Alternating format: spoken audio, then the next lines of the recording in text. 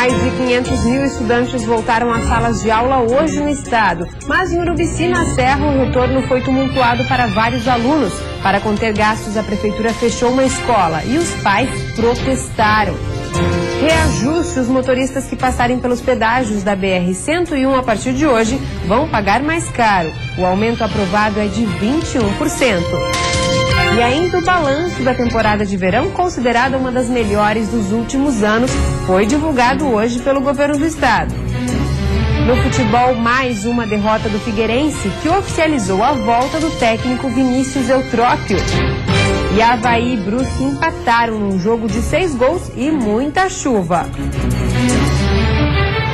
O Banho de Cidade desta segunda-feira já está no ar.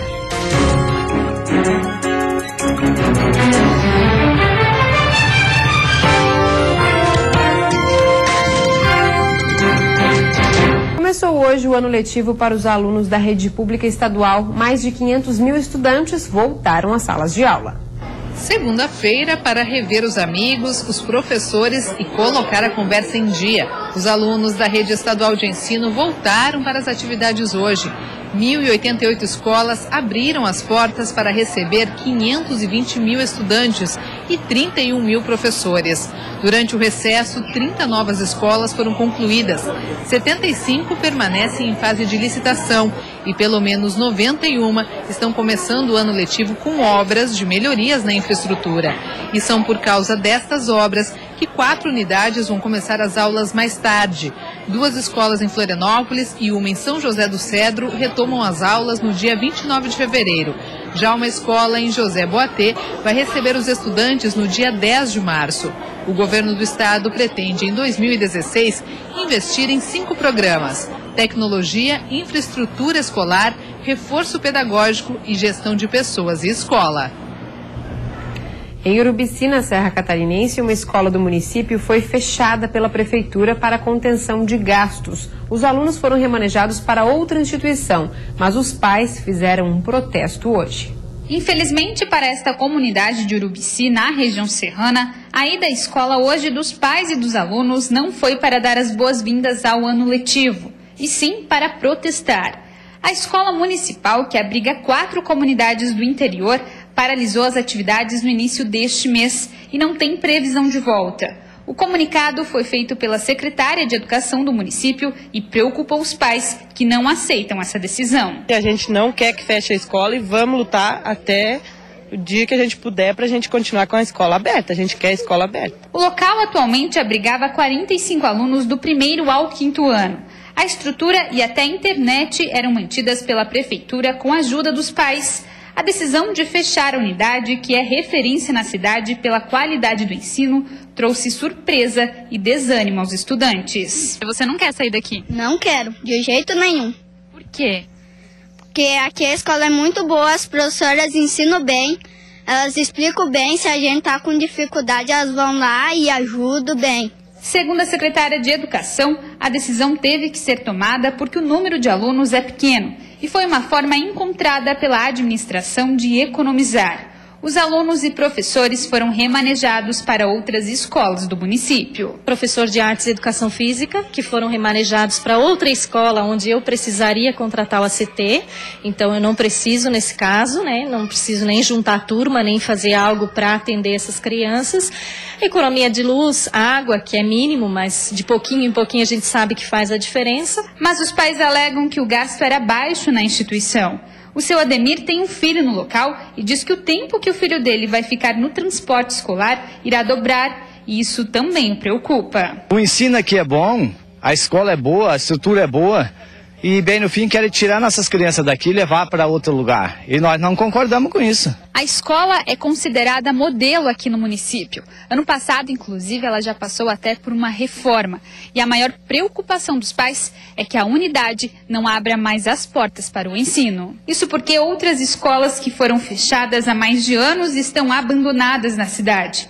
E o medo é que isso se repita. Essa escola aqui faz mais ou menos de 6 a 8 anos que essa escola foi paralisada. Tá? E é isso que eles estão querendo fazer com a nossa escola. O nosso maior medo é que aconteça isso aqui, ó.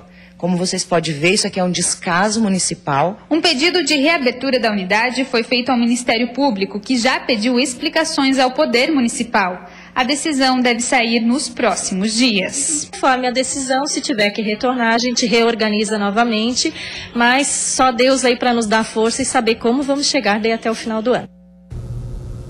Um incêndio atingiu um prédio no centro de Florianópolis neste domingo. O incêndio começou por volta das 4h30 da tarde e foi controlado pelos bombeiros. No local funcionavam uma gráfica, uma loja de móveis usados e uma sala de massagens. A rua Conselheiro Mafra, no centro da capital, ficou interditada por cerca de 4 horas. O fogo danificou 2 dos 3 andares da edificação e não se alastrou para os prédios vizinhos. Ninguém se feriu. As causas ainda estão sendo apuradas. E a seguir, melhor que o esperado, o balanço da temporada de verão foi divulgado pelo governo do estado e os números são bastante positivos. E ainda, eleitores que ainda não fizeram o cadastro biométrico precisam se apressar. Faltam 30 dias para o fim do prazo.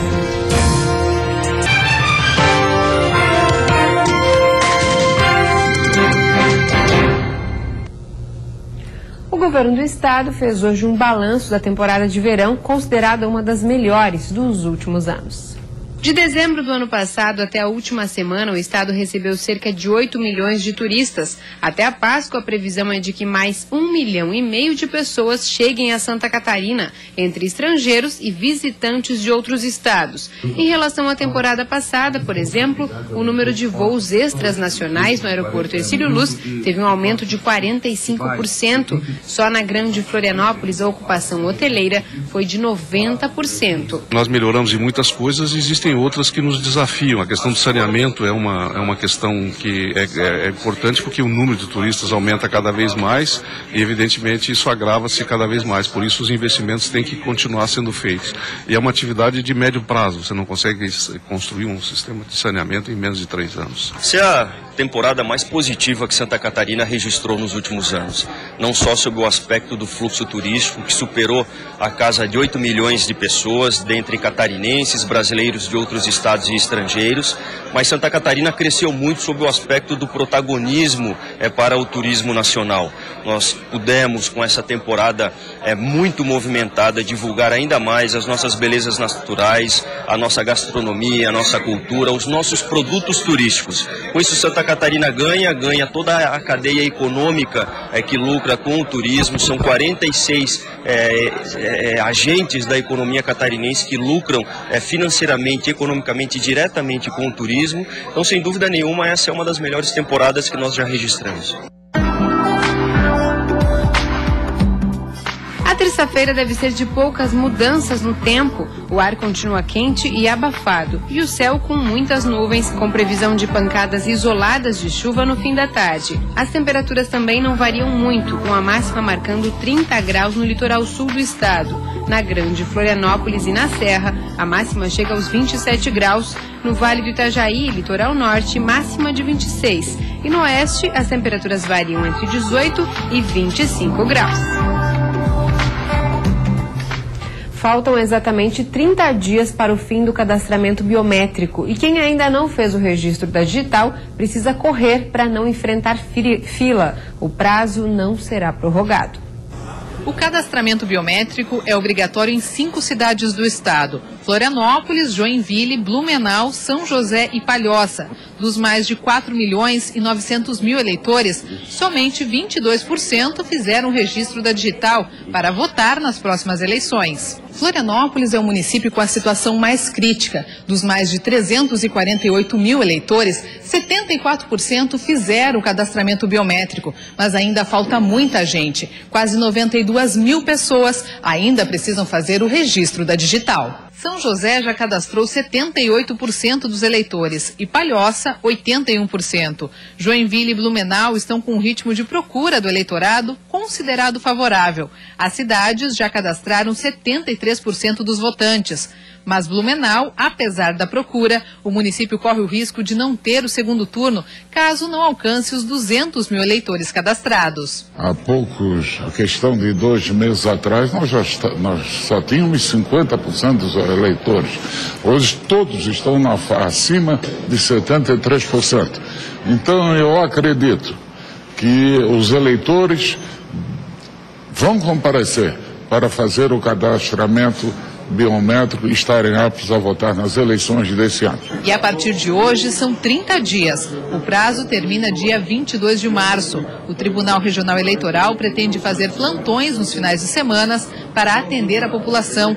Isso porque o prazo não será prorrogado. Em hipótese alguma será prorrogado esse prazo. Os postos fecharão no dia 23 de março, já não estarão mais funcionando, somente nos cartórios eleitorais. E quem está ajudando nessa convocação da população é o Marquinhos, jogador do Avaí.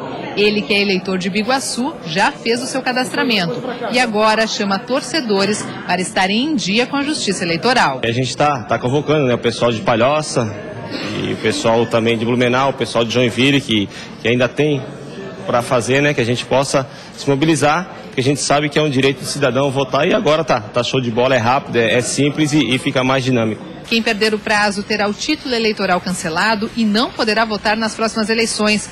Terá o CPF suspenso, conta bancária bloqueada, não poderá obter empréstimos nem participar de concursos públicos, fazer passaporte e quem já é servidor público ficará sem remuneração. Os postos de atendimento estão funcionando das 9 da manhã até às 6 da tarde e quem não fizer o cadastramento biométrico vai precisar pagar multa para poder ficar em dia com a Justiça Eleitoral. Para economizar tempo e dinheiro, muita gente tem usado aplicativos de celular para fazer exercícios em casa. O problema é que, sem orientação adequada, eles podem ser perigosos. Thalita levanta o sofá e a sala do apartamento se transforma em academia. As orientações vêm de um aplicativo que determina a sequência e a intensidade dos movimentos. Você vai fazer sempre alternando braços e pernas, ok? Eu economizo tempo, eu economizo dinheiro, faço onde eu quero e mantenho a minha saúde, o meu peso estável, né? Na internet, os aplicativos oferecem um cardápio variado de treinamento. Mas para esse fisiologista, iniciar uma atividade física sem a supervisão de um especialista pode trazer mais problemas do que benefícios à saúde. Cada um tem um biotipo e uma necessidade diferente. Precisa-se primeiro adequar o volume e intensidade do treinamento, porque se isso não estiver adequado, pode acarretar em um prejuízo tanto muscular quanto articular. Existe uma outra preocupação ainda maior, o coração. Imagine o risco de sair por aí acelerando no ritmo da Caroline, sem nenhuma avaliação cardíaca. Tô com falta de ar até, mas tem que ter um preparo. No ano passado, 4 pessoas morreram em academias do Brasil. Tentar identificar sozinho qual é o limite do seu coração é impossível. Eu não aguento mais correr, eu acho que esse é o limite. Eu acho que esse é o coração falando, calma, relaxa, vai devagar. Na maioria dos estados brasileiros, as academias não são obrigadas a exigir do cliente um atestado médico. No máximo, pedem que eles assinem um termo dizendo que não tem nenhum problema de saúde grave. Mas os cardiologistas recomendam pelo menos que se faça um eletrocardiograma antes de iniciar qualquer atividade física. Isso vale também para quem segue os aplicativos. Então, um indivíduo que já tem alguma doença cardíaca ou que tem até uma limitação ortopédica, ele pode, com uma atividade mal direcionada, uma atividade de alta intensidade, desencadear esse problema que está latente. Então, não é porque eu vou fazer na minha casa, no aplicativo, que eu não tenho necessidade de fazer avaliação. A Thalita faz exames periódicos e vai continuar com sua academia doméstica, onde até a Elsa pode participar dos exercícios. Não reclama, não? Não reclama, adora. E depois do intervalo tem futebol. Mais uma derrota do Figueirense que oficializou a volta do técnico Vinícius Eutrópio. E debaixo de muita chuva, Avaí e Brusque empatam num jogo de 6 gols.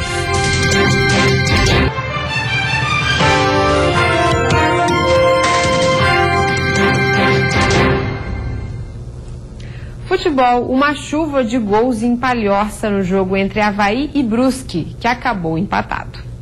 Bola aberta para Renato, ele cruzou e Diego Jardel não pegou em cheio de cabeça. Sorte dele que o William estava pertinho e aí sim, cabeceou bonito. 1-0 Avaí.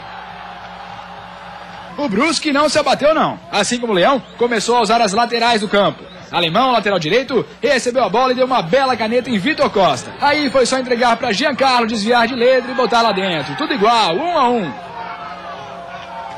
Depois disso, os times tiraram o pé do acelerador. Os lances de perigo só voltaram a aparecer mais pro fim do primeiro tempo. Numa jogada parecida com a do primeiro gol, Giancarlo tentou de letra de novo, mas dessa vez Renan alcançou. Defesaça. A resposta do Avaí viria com Caio César. Surpreendeu todo mundo e bateu cruzado. Por muito pouco, o Lucas de Sá não completou. A bola não queria mais entrar no primeiro tempo. Começou a segunda etapa e aí, gol relâmpago. Antes do primeiro minuto, Assis tabelou com Eliomar e cruzou. A bola passou por Renan e entrou. O Leão precisava ressurgir e Raul Cabral resolveu colocar Lucas Fernandes em campo, no lugar de Lucas de Sá. Não ia demorar muito para a alteração surtir efeito. Quando Rômulo foi persistente na jogada e lançou, Lucas Fernandes dominou de calcanhar e com a bola ainda no alto deu esse voleio espetacular para empatar o jogo. Golaço, 2-2. O Leão sentiu que era hora de ir pro abafo e foi na falta cobrada por Renato que o William subiu mais que todo mundo para cabecear no cantinho e virar o jogo outra vez. 3-2 Avaí. Acontece que a comemoração não durou muito tempo. Teve falta outra vez, só que pro lado do Brusque. Assis foi pra bola e o desvio na cabeça de Rômulo matou o goleiro Renan. Empate de novo, 3-3. Pela situação da tabela, foi ruim, mas pela situação do jogo, a gente não pode reclamar muito. A gente podia ter vencido, mas também do jeito que foi, depois que levou a virada, podia ter acontecido o pior. Se a gente não tiver consistência defensiva, a gente vai sofrer. Dessa vez a gente sofreu bastante. Felizmente a gente ainda conseguiu o empate. Erramos bastante, tomamos 3 gols, mas criamos bastante e acabamos empatando o jogo. E o Figueirense continua colecionando resultados negativos nessa primeira etapa do Catarinense. Desta vez a derrota foi para a Chapecoense, líder isolada da competição. 2 times com característica de marcação forte, rivalidade à flor da pele. E quem dominou a partida foi a Chape. Ananias tentou de cabeça. Bruno Rangel foi por baixo, mas Gatito salvou outra vez. E o Verdão continuava no abafo. No segundo tempo, mesma coisa, Chape pressionando. Aí, lance polêmico. Na saída do gol, Gatito deixou o pé alto para cima de Bruno Rangel. O atacante não gostou nada. Mesmo com toda a pressão, o Figueirense ia se segurando. Mas aos 40 do segundo tempo, Gil deu uma caneta em Jefferson e fuzilou. Fim de jogo, Chapecoense 1, Figueirense 0. E a gente acabou se encontrando ali, marcando nas linhas mais recuadas. Variamos ainda 2 linhas, mas só conseguimos fazer funcionar do meio para trás. E como eu disse, nós levamos até 41 do segundo tempo e tínhamos acho que 3 ou 4 transições a nosso favor e na quarta nós erramos com a bola no pé e tomando gol e acabamos tomando gol. Eu acho que acaba sendo um erro que custou caro para nós. O mais importante são os 3 pontos aí, importantíssimos. Demos mais um passinho muito importante. Agora as esperanças do Figueirense estão depositadas no técnico Vinícius Eutrópio, que volta a treinar o time no clássico de quinta-feira contra o Avaí. Eu vejo meu retorno com alegria, né, com satisfação, porque é um ambiente todo propício para que eu retorne, um clube todo saiba que eu tenho uma identificação grande, não só com a torcida, não só com a cidade, não só com toda a relação de direção e com a comissão técnica, mas tudo que envolve o nome Figueirense e as coisas do Figueirense. Então é uma relação e um momento muito oportuno. No Heriberto Wilson, Criciúma e Guarani de Palhoça empataram em 0-0. E veja como foram os outros 2 jogos da 6ª rodada. Mesmo fora de casa, o Inter de Lages saiu na frente do Metropolitano com esse gol do zagueiro Peterson. Menos de 10 minutos depois, o Leão Baio aumentou a vantagem. Valdo Bacabal, livre, parou no goleirão Everton na primeira tentativa, mas no rebote estufou a rede adversária. O Metrô só conseguiu reagir no segundo tempo. Nesse lance, o árbitro Heber Roberto Lopes deu pênalti de Parrudo em Harrison. Peu foi na confiança, diminuiu o placar, mas não foi o suficiente para evitar a derrota. No estádio Robertão foi o Joinville que começou na frente. Adriano aproveitou a saída ruim do goleiro e fez 1-0. O empate veio com brasão debaixo da trave. 1-1 veio o segundo tempo e Cadu arriscou de longe. O kick da bola enganou Rodrigo Rocha. 2-1 Joinville. Cobrando pênalti, Bruno Aguiar aumentou a vantagem. 3-1. O Camboriú não se entregou. Aldair fez esse golaço e não comemorou em respeito ao ex-clube. 3-2. Aí veio a infelicidade de Diego, que foi cortar essa bola e acabou fazendo contra. Fim de jogo, Camboriú 3, Joinville também 3. E a seguir começou a valer hoje o reajuste do pedágio na BR-101 em Santa Catarina. E ainda obras do elevado do Rio Tavares no sul da capital devem ser concluídas ainda este ano.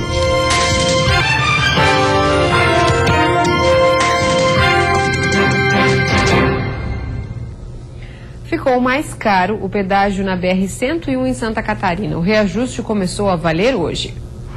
O reajuste é de 21,05%, quase o dobro da inflação no período, que foi de 11,05%. Para o motorista, isso representa 40 centavos de aumento. Agora, em cada uma das 4 praças de pedágio administradas pela Autopista Litoral Sul, nas cidades de Paulo Lopes, Garuva, Araquari e Porto Belo, os motoristas de automóvel, furgão e caminhonete terão que desembolsar R$ 2,30.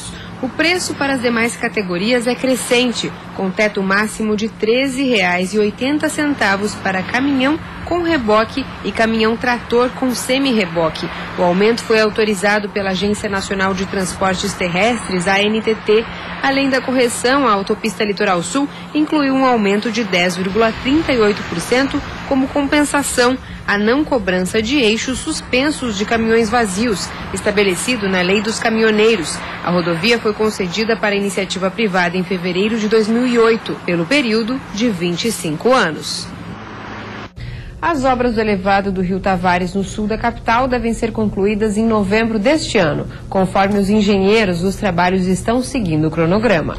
Para quem mora no sul da ilha, esta cena não tem novidade. Uma longa fila de veículos e muita lentidão para seguir em direção ao centro da cidade ou então para chegar até os bairros. Está todo mundo indignado com essa situação. Às vezes, à noite, são horas para voltar do centro quem volta do trabalho para cá, e a mesma coisa de manhã cedo, tanto quem vem do Campeche quanto quem vem do Rio Tavares. A entrega da obra do elevado do Rio Tavares pode representar um alívio para quem circula nesta região, mas os moradores reclamam da demora no andamento dos trabalhos. Eu acho que a obra está demorando e é muito intenso o engarrafamento aqui nessa região, né? Nós estamos no ritmo mais devagar e parou por algum tempo, agora retomaram, mas no ritmo bem devagar. As obras do elevado do Rio Tavares começaram ainda em maio do ano passado e, pelo contrato, tem previsão de conclusão para novembro deste ano. A estrutura deve ter mais de 200 metros de extensão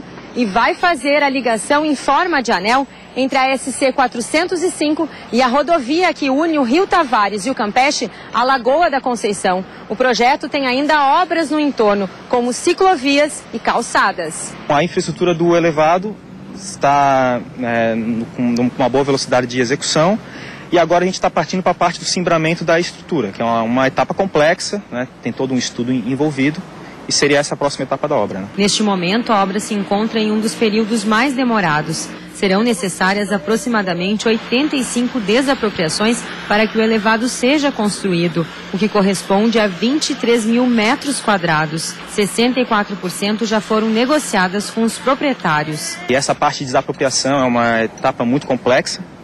Também as negociações com os moradores aqui também não são fáceis, né? O pessoal já vive há um tempo aqui, né? É complicado fazer essa negociação. No total, o investimento é de 15 milhões de reais para o elevado e 17 milhões de reais para as desapropriações. E antes de encerrarmos, vamos ver como está o trânsito ao vivo aqui na capital. Você vê imagens das pontes que fazem a ligação entre ele e o continente, movimento intenso com lentidão em ambos os sentidos. Na Grande Florianópolis faz 26 graus neste momento. E vem aí o Jornal da Band. Uma ótima noite para você. Até amanhã.